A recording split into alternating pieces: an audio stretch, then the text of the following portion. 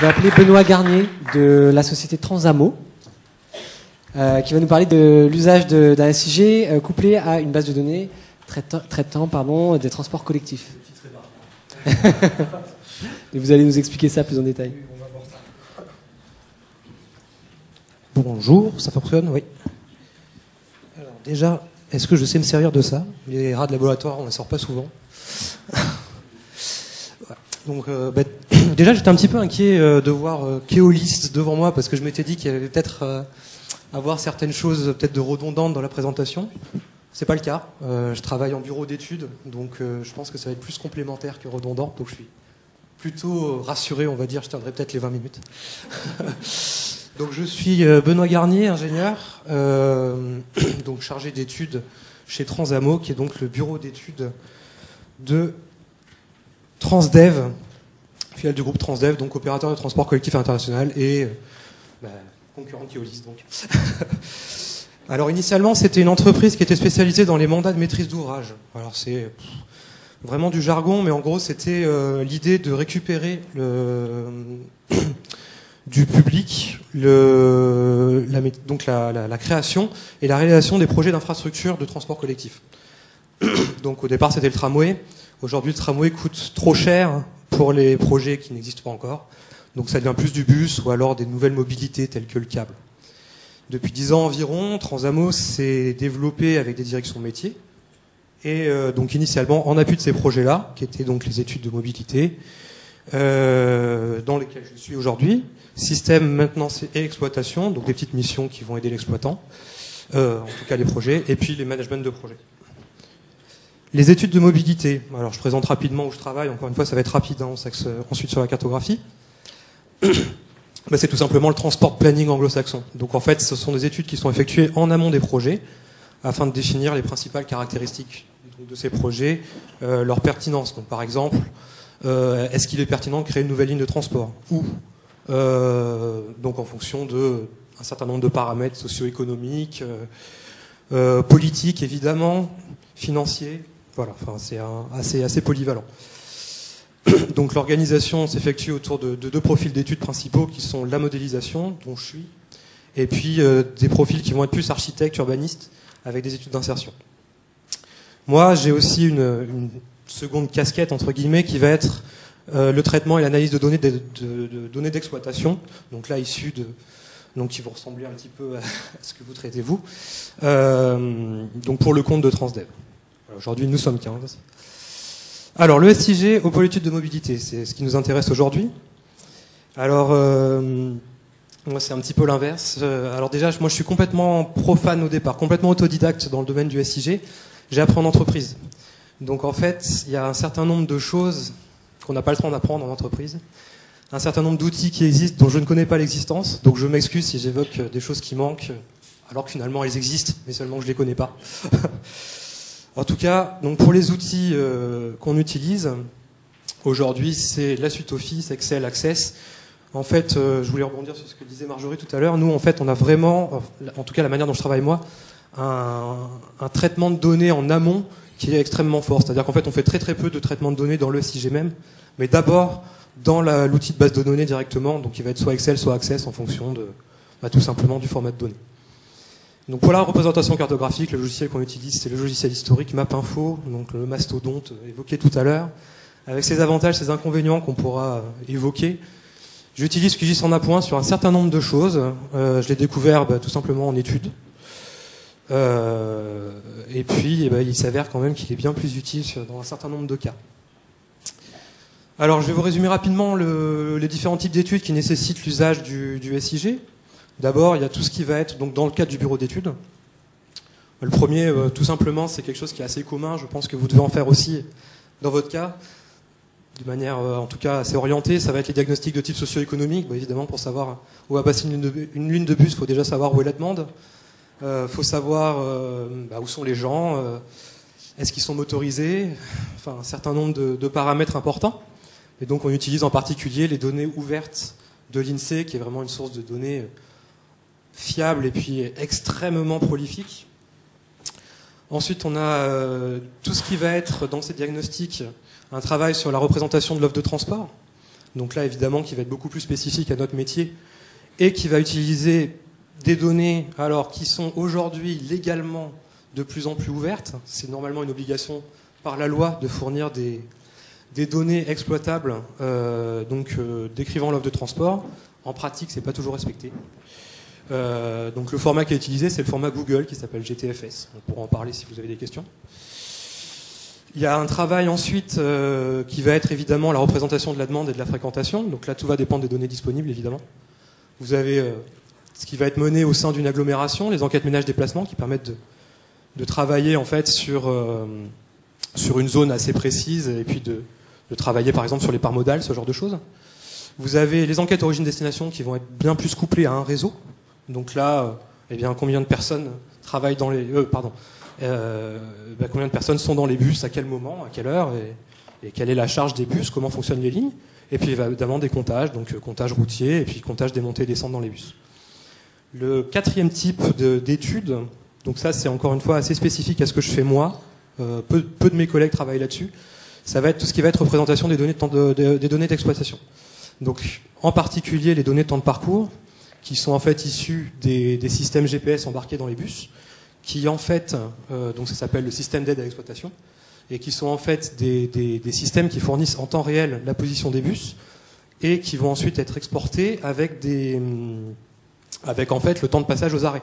Alors ça c'est extrêmement intéressant pour nous, puisque en fait on va ensuite travailler sur les points, on va déjà pouvoir faire un diagnostic pour voir en fait où sont les points de dysfonctionnement des lignes de transport collectif, et ensuite, couplé à des visites terrain, à des échanges avec l'exploitant, etc., éventuellement faire des propositions d'amélioration. Le dernier, c'est tout ce qui va être modèle de prévision de demande. Donc vous avez peut-être déjà entendu parler de ça, ça s'appelle les modèles à 4 étapes. C'est assez complexe, mais en tout cas, c'est en fait, on doit se baser sur des réseaux et sur des zonages de manière à prévoir la demande dans le cadre de projets de transport collectif. Et donc ça, c'est l'une des utilisations fréquentes du SIG dans notre métier. Alors là, je résume un petit peu le déroulement et le traitement, le déroulement en fait un petit peu global de nos études à chaque fois.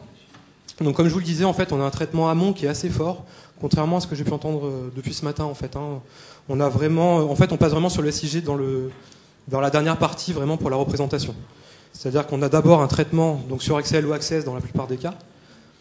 Alors dans ce cadre-là, moi j'ai fait un travail assez conséquent en interne sur la mise à disposition de bases de données exploitables pour la cartographie directement.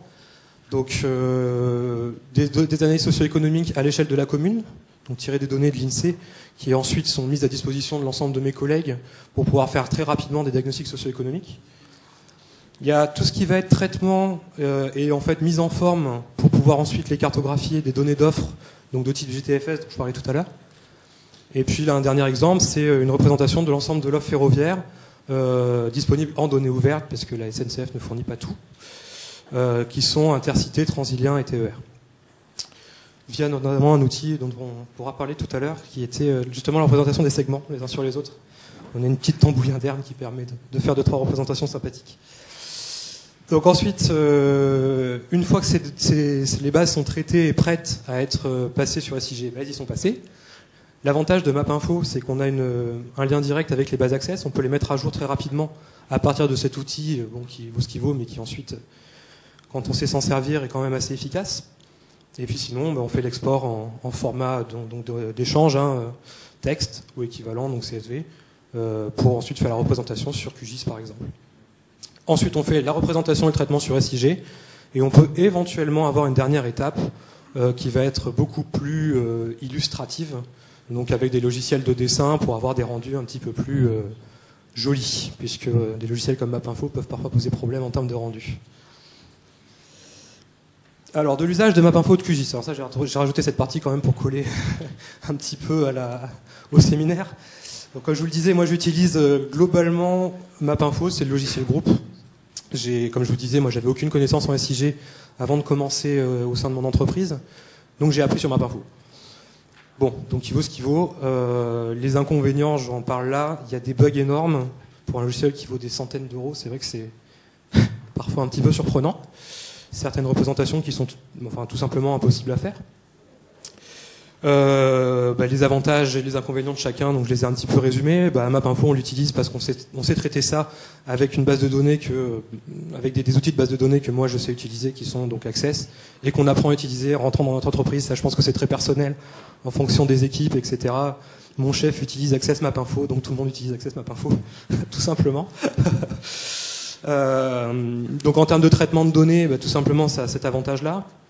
L'avantage de QGIS, évidemment, on le dit depuis ce matin, mais c'est le cas, la gratuité, l'universalité et l'évolution de l'outil permanente, donc qui permet toujours de trouver à peu près ce qu'on cherche. Donc ça, c'est quand même extrêmement utile. Quelque chose que j'utilise au quotidien, moi, qui est là où on a vraiment des performances très très supérieures à celles de MapInfo, c'est tout ce qui va être utilisation de formats différents de fichiers, et tout ce qui va être gestion des projections géographiques, où là, QGIS me semble bien plus pertinent.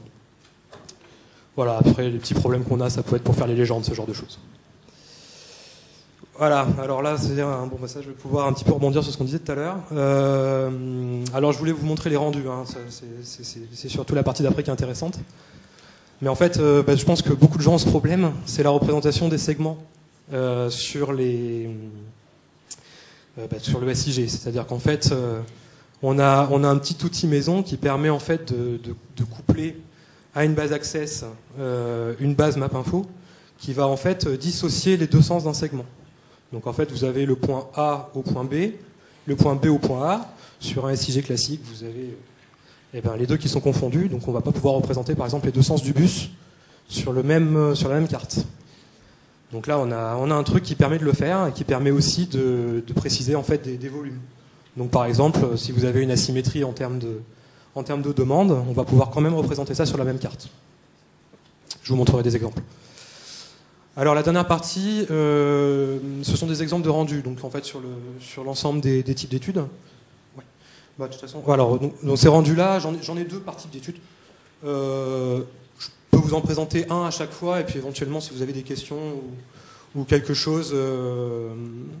Enfin voilà, c'était pas forcément pour tout vous présenter, mais si vous voulez réagir, avec plaisir. Le premier, c'est tout ce qui va être diagnostic socio-économique, donc des cartes à l'échelle des communes, des agglomérations. Assez classique, représentation de densité de population, je pense que ça peut intéresser assez tout le monde. Et puis je pense que tout le monde en fait plus ou moins, ensuite de manière plus ou moins orientée, donc voilà, là je vous en présente une seule. On va avoir la représentation de l'offre de transport. Alors je précise tout de suite que je ne suis pas réputé pour mon sens esthétique en termes de fond de plan, donc je m'excuse. La deuxième chose aussi, c'est qu'on essaie d'avoir une charte graphique commune chez Transamo, mais sans cours. Donc vous allez voir, c'était pas du tout un bon exemple, parce qu'il y a plein de choses différentes. Il y a plein de fonds de plan et de types de présentations qui sont différents. J'essaie de faire quelque chose d'uniformisé, mais c'est pas toujours possible. Donc ça, c'est un exemple de l'exploitation des données GTFS, dont je parlais tout à l'heure. Donc là, qui sont des données, donc l'ensemble des horaires des bus, à l'ensemble des périodes de l'année, enfin en tout cas sur une période donnée. Et ici, dans le cadre de cette étude, on a représenté tout simplement les passages aux arrêts, donc par des salles proportionnelles, avec le type de moyen de transport qui est utilisé. Donc ça, c'est dans les Yvelines, à Versailles. Alors, je vais passer celle-ci. Tout ce qui va être représentation de la demande, ça c'est quelque chose qui est beaucoup utilisé aussi dans les diagnostics. Alors il y a deux types, comme je vous le disais. Il y a tout ce qui va être à l'échelle des communes, donc les enquêtes ménage-déplacement, les navettes INSEE. Là on va savoir où vont les gens, d'où ils viennent, mais par contre on ne sait pas quel est le chemin emprunté. Donc tout simplement on va avoir ce genre de rendus qui vont permettre de déterminer, de montrer en fait quels sont les grands flux. Donc là vous avez ici la représentation issue de l'enquête ménage-déplacement menée à l'échelle de l'Île-de-France, qui s'appelle l'enquête globale transport. Et en fait, des flux entre Rambouillet et le reste de l'Île-de-France, utilisant le transport collectif. Alors ici, donc ça c'est la représentation de la demande à l'échelle des réseaux. En fait, vous avez un code couleur qui va tout simplement indiquer la charge des bus. Ça c'est à Nancy. Et donc ça c'est plutôt intéressant puisque ça va permettre à l'exploitant et à l'autorité organisatrice d'aller vérifier quels sont les points où il va y avoir une charge très forte, donc éventuellement où on peut aménager le réseau de bus de manière à mieux satisfaire cette charge, ou alors est-ce que ma ligne est saturée à certains endroits, est-ce qu'il faut mettre des renforts, ce genre de choses. Ça, ce sont les données d'exploitation, c'est les données de temps de parcours dont je parlais tout à l'heure. Alors ça, c'est ce qu'on appelle la vitesse commerciale. C'est tout simplement la vitesse qui va être ressentie par l'usager. Donc en fait, ça inclut les temps d'arrêt et c'est tout simplement ça va correspondre à la vitesse à laquelle l'usager parvient à destination. Donc ici, en fait, on a compulsé les données d'exploitation de l'ensemble du réseau, donc via un gros traitement sur Access. On l'a exporté ensuite sur SIG, alors ça c'est réalisé avec MapInfo, de manière à représenter en fait les vitesses sur l'ensemble des tronçons. Ça c'est encore un exemple à Arras. Alors je vous le mets parce que c'est la nouvelle charte graphique. Et puis c'est aussi, en fait, ça c'est des prévisions qui ont été faites sur un projet avec des prévisions de temps de parcours. Donc ça c'est issu d'enquête et avec des prévisions de temps de parcours. Donc ça c'est pour montrer tout simplement que ça peut aussi être utilisé dans le cadre de projets de prévision, quoi. Et ça c'est le dernier outil qu'on utilise, donc que je vous ai présenté dans la dernière diapo. Donc avec ce que j'ai appelé les segments. Donc ça c'est, vous avez par exemple ici, en fait tout simplement des segments qui représentent alors l'offre routière avec le nombre de passages de bus sur chacun des tronçons routiers de la zone. Et en fait l'outil qu'on utilise permet en fait de dissocier les lignes. Donc on va bien voir déjà la charge globale du tronçon, donc le nombre de passages sur le tronçon, mais aussi quel est l'apport de chacune des lignes. Donc est-ce qu'il y a une ligne forte et puis des petites lignes à côté, ou non, ce genre de choses. Voilà, donc ça c'est un exemple un peu plus visible à Sydney, avec des données d'exploitation, où vous avez tout simplement la fréquentation sur le tronçon, donc la somme correspond au nombre de personnes qui transitent sur le tronçon, et puis en fait la contribution de chacune des lignes que vous avez déclinées. Voilà. Eh bien, écoutez, je vous remercie pour votre attention. Merci.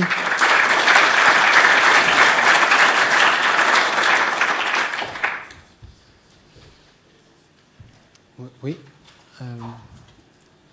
Julien, peut-être en attendant que le micro arrive, est-ce que vous pouvez nous dire 2 mots sur le format GTFS donc, que vous avez évoqué, que je ne connaissais pas du tout? Oui, bien sûr. Alors, le format GTFS, donc, c'est le format utilisé par Google, comme je disais. Alors, Google Transit, je ne sais pas quoi, format, qui est en fait aujourd'hui la norme en termes d'échange de données de transport public, de données d'offres.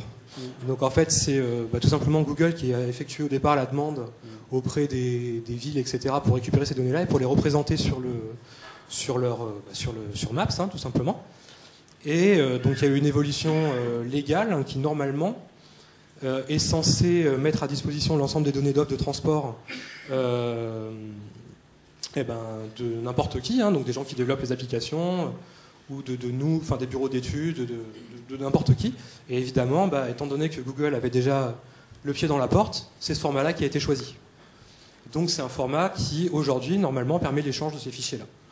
Alors comme je le disais, en pratique, les collectivités jouent toutes plus ou moins le jeu. Et en fait, les données disponibles en libre accès vont être extrêmement différentes selon les endroits. Vous avez un exemple, par exemple Nantes, qui va fournir toutes les données en libre accès. Vous avez même... c'est pas forcément GTFS, mais même n'importe quel tronc d'arbre qui va être représenté, et puis d'autres où vous aurez absolument rien. Okay. Merci. Julien? Oui, bonjour, donc Julien, je suis étudiant Data Science à Supagro. Bonjour. Et je voulais revenir, vous avez dit que vous aviez des données en temps réel, et j'aurais aimé savoir comment vous faites pour valoriser ces données-là, pour avoir un rendu en temps réel de la position des bus par exemple, et comment QGIS vous permet de le faire. Alors oui, je me suis peut-être pas exprimé. En fait, les données en temps réel, en fait, nous on les récupère pas en temps réel. Nous, on les récupère en post-traitement. Donc, en fait, c'est des données qui ont été compulsées et sur des temps passés. Alors après, moi, c'est vrai que ça, c'est quelque chose que pour le coup, que je n'utilise pas du tout. Et ça serait une évolution intéressante. Mais oui, je me suis un petit peu mal exprimé. J'ai récupéré. En fait, on récupère ces données ensuite en post-traitement. Par contre, il y a un réel intérêt d'avoir des données comme ça et de pouvoir faire des applications pour voir en temps réel. Pour vous, il y a vraiment un réel intérêt de Alors faire. tout à fait. Après, c'est vrai que nous, le cœur de métier qu'on a, c'est plus vraiment des éléments de diagnostic, de fonctionnement, etc. On n'est pas du tout orienté sur l'utilisateur. On est plus orienté pour l'autorité organisatrice ou pour l'exploitant. Donc en fait, c'est vraiment important de savoir quels sont les... On fonctionne, en fait, c'est pas pour résumer, on fonctionne en moyenne. Hein, c'est très important de voir quels sont les dysfonctionnements qui sont récurrents, quels sont les phénomènes qui sont récurrents de manière à les traiter. Merci beaucoup. Nina? Oui, c'est juste par curiosité. À un moment, on voit une carte où il y a les données du confort des passagers, s'ils sont debout, inconfortables, etc. C'est des informations que vous avez comment? Alors ça, c'est issu... Alors celui-là, c'est une bonne question. Je le Pardon, sais. j'ai tapé Mais... là où il fallait pas. Non, mais c'est une... Alors ça, c'est issu de travaux de recherche qui ont été menés en Île-de-France dans les trains. C'est-à-dire qu'en fait, c'est un de mes collègues qui a été chercheur et en fait qui a remonté cette étude-là. Donc en fait, c'est issu de questionnaires en fait de perception de temps perçu. C'est-à-dire qu'en fait, le temps perçu par l'utilisateur du transport public va pas être le même en fonction des conditions de confort. Tout simplement, si vous êtes debout dans un bus, là, vous allez percevoir un temps un peu plus long, tout simplement. Et donc à partir de là, en fait, on détermine quels sont les seuils de confort acceptés par les gens pour lesquels le temps perçu va être à peu près similaire. Et donc on couple ça à la capacité des véhicules, donc les bus. Donc là ici c'est la ligne 2 de Nancy qui est donc une ligne en bus articulé. Et à partir de là, donc ça va être un pourcentage de la capacité des bus et on va déterminer les seuils à partir de là. Merci. Oui. Dernière question. Juste un petit complément d'information sur comment avoir ces données-là. En fait, on a possibilité de faire des enquêtes. Certains exploitants font des enquêtes pour savoir combien de personnes sont dans les bus. Et certains réseaux aussi ont des systèmes de comptage dans les bus. Il y a des capteurs en fait au niveau des portes qui permettent de savoir combien de personnes rentrent et combien de personnes sortent. Et ça leur permet d'avoir ces informations-là sur la quantité de personnes qui sont dans les bus. Et comme on sait quel est le bus et combien il a de place assise, après on peut avoir ce genre d'indicateur derrière. Ouais. Voilà. La collecte de données reste quelque chose de très compliqué dans ce domaine-là. En fait, on en parlait à midi, et c'était quelque chose... parfois, il faut tout simplement mettre des gens dans les bus et puis compter pour savoir, tout simplement, pour avoir ces données-là. Hein. C'est pas évident. Et juste par rapport à votre remarque de tout à l'heure aussi... C'est